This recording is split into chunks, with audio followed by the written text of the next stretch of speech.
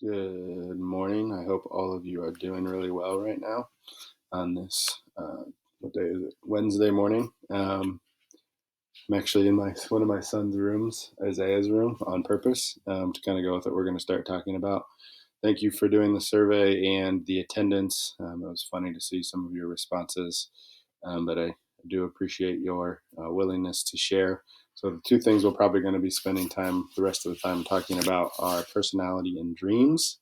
Haven't done much work with dreams before, but with teaching it, but I know we will be able to have some fun with it. But we're going to spend a few days talking about personality. I think it partners well with intelligence, and we can take some fun personality tests. And so the reason that I'm in my son's room is if you can see on the wall behind me,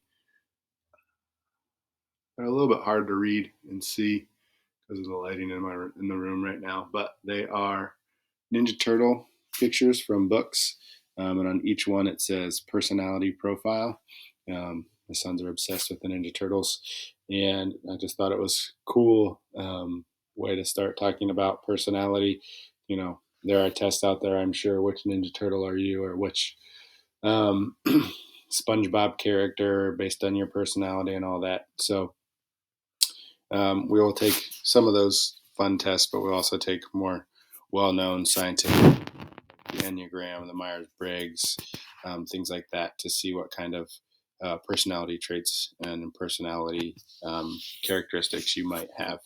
Um, so we know and we hear people say, "Oh, they have a great personality.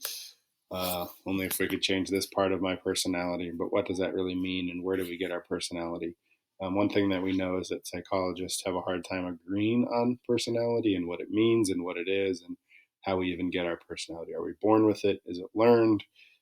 Is it a mix of both? Is it all about our environment? Is it cognitive? Is it outside influence? What plays into it? Is it a mix? Do we have traits? Do we have a certain trait that we live by? Um, how much is that based on those traits? Is it based on what we expect and the reinforcement from others through behavior? So we're going to look at lots and lots with personality and where it comes from.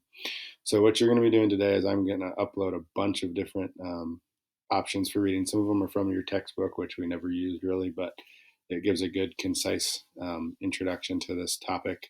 We'll also share a few sites like Very Well Mind, one of my favorites. And what you're going to do is you're going to read through the main kinds of and main theories on personality: psychoanalytic behaviorism, cognitive, social cognitive, humanist, and social cultural.